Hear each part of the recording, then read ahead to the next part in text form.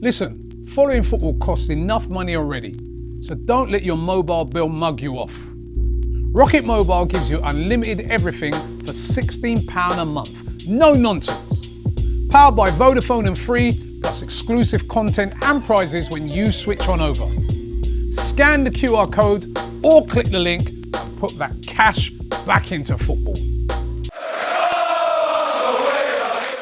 Welcome back to AFTV. I got Marty with me. Arsenal have just drawn 1-1 with Chelsea at Stamford Bridge. Initial thoughts? Listen, I'll be honest with you, I'm bitterly disappointed in the result in the context of the game due to the amount of time that obviously they played with 10 men. And look, this matchup was always, we said it, the head-to-head battle between Caicedo and Declan Rice. For me, Declan Rice wasn't fantastic today. I don't think he turned up how he usually does. And then obviously such a key pivotal performer like Caicedo, he gets removed from the pitch, the field of play. One of their key players, and then we get an opportunity to really go and beat this Chelsea team in their own backyard. I'll get the referee stuff out of the way. I think Anthony Taylor was very inconsistent in the first half. I think Caicedo should have been booked. I don't see how a two-handed shove on a player is not a booking.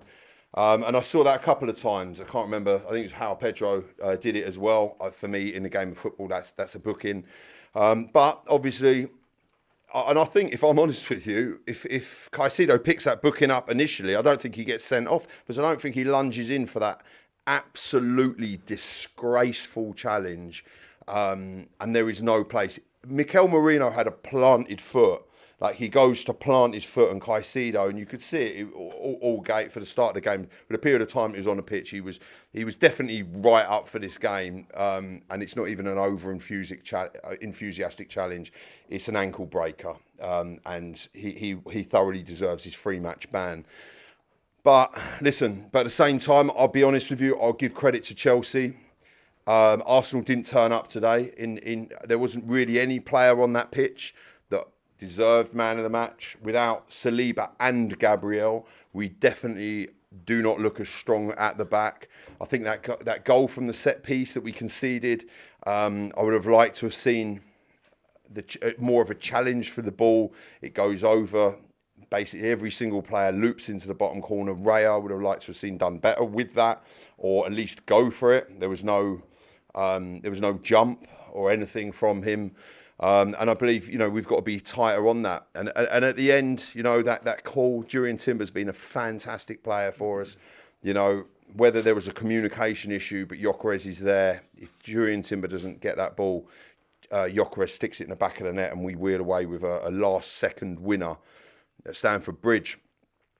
We picked up having Hincapié, Calafiori and Mosquera booked, and Zubimendi in the first half obviously didn't help us. Were they bookings? I think they were, apart from Zubimendi's. And then that forced us to change our style of play and bring Zubimendi off. Obviously brought Calafiori off. They're riding on a booking, but I was disappointed as well with Lewis Skelly. He got his opportunity, comes on, he gets a booking within 10 minutes. And that was a perfect opportunity for him to stake more of a claim as his place in the team. But look, good old Mikel Merino pops up with the goods when you need him to. And, we're realising what an important player that Mikel Merino is for Arsenal Football Club. He is fantastic, pops up with the goods and does what he does. Yeah, let's go back to the start of the game quickly, because you predicted a win. A couple of us predicted a draw. In hindsight, then, because they went down to 10 men, is that 2 points dropped? Look, yes. The thing with this game is like I said, fair play to Chelsea. They were up for it. They wanted this. They wanted this result more than we did. This is probably one of the worst performances I've seen from Arsenal this season. Who's that on? What? Is that on the players? Is that on Arteta? It's on the players. I mean, look, Arteta, you could see he was motivated from the touchline, but for some reason we were not up for it, whether it was the occasion. And listen, as this season goes on, if we're not going to capitalise on these situations and these opportunities, this is the difference of what we need to do. Are we a fantastic squad? Yes, we are.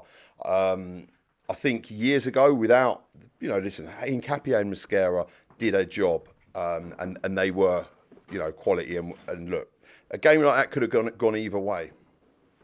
I agree. Looking forward now, obviously we got Brentford next, and then we go away to Villa. It's looking like we're going to have to get 6 points out of those two games because City now within 5, Chelsea still within 6, Villa within 6. We're going to have to... I know we're on a run at the moment. We've been winning games. We haven't lost since Anfield. But it's important this week we go and put those two teams away. Yeah, look, 100%. And on a more positive note, if there was any game that you'd have to draw... it's not a bad point.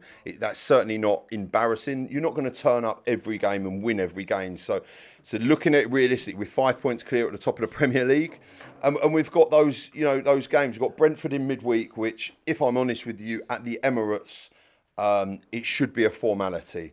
We need 3 points from that game, and that's just a fact. Then you've got Villa away. Listen, we won there last year, 2-0, convincing. Again, 6 points. We keep doing what we have to do and there won't be a problem. That's it. But you start seeing any points being dropped in these games and allowing these teams back into this title race. At the moment, we've got a nice cushion. We are into a period now. This is the Christmas fixture pile up. This running, we need to make sure that we deal with these games accordingly. We've got a Champions League game, I believe, the week after. That should be an opportunity to use the squad and the depth that we've got. But yeah, definitely, I want to see us start getting, on Wednesday, we've got the perfect opportunity at home against Brentford to stick them away and get the result that we need to get and keep this. But look, today was one of those, I think, unfortunate situations, and I'd like to think they'll learn from it. To be fair as well, look, I've got to give Mikel Arteta some credit. When he made those substitutions, that's when the game changed and we got the goal. So, look, we didn't get the result today, unfortunately, but we're going to go again. And, you can't, in the way that happened, you've got to feel slightly disappointed. But in reality, we didn't lose. We hold our heads high. We're top of the league and that's it. At this moment in time, who do you see as our main title rivals? Look, to be fair to Chelsea, look, I think it's Chelsea and City, and I've said this all season.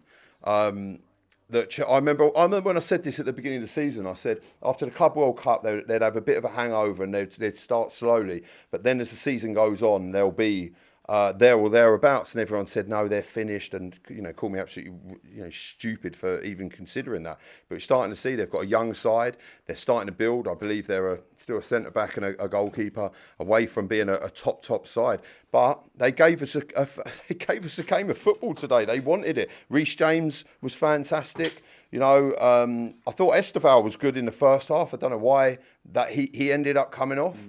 And listen, they got a result against arguably the best team in Europe. They saw what we done at Bayern Munich in midweek. They had that result against Barcelona.